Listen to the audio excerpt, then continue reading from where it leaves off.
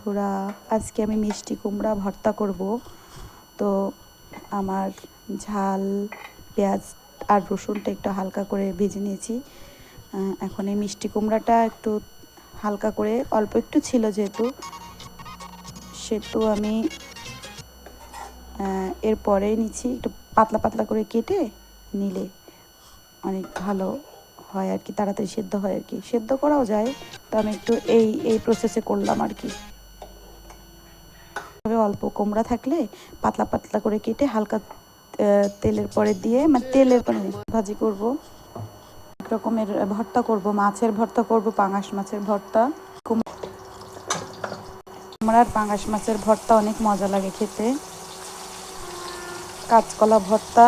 তো আমি আজকে 2 রকম ভর্তাই করব। এখন মাছটা ভাজি হইতে হইতে আমি এই ভর্তাটা মেখে নেব। কেমন মিষ্টি, সে তো অনেক ঝাল দিলে অনেক ঝাল হয়ে যাবে, খেতে ভালো লাগবে না।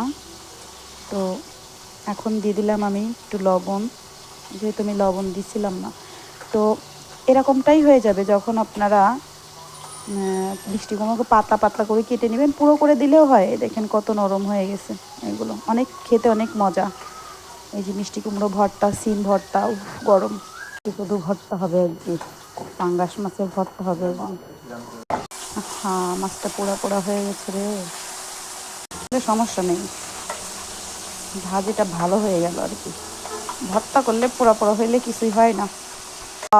আমার মিষ্টি কুমড়া ভর্তা কি সুন্দর হয়েছে, আমার বর খেতে আসছে।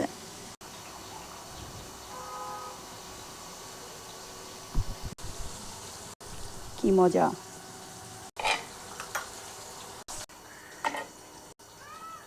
ভর্তা করলে শিল চেটে খাই পাবলিক। কি মজা! মজাই মজা, মজাই মজা। ভর্তা নিবা না? এই ভর্তাটা একটু নেও।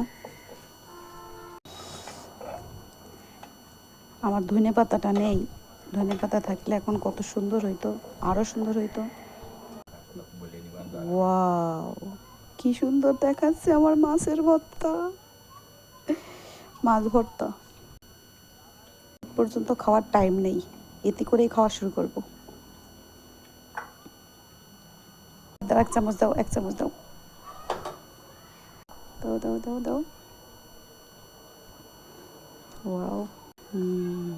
ঠিক আছে, ভর্তা বলে কথা, দুপুরে মাংস রান্না করব, বুঝছো?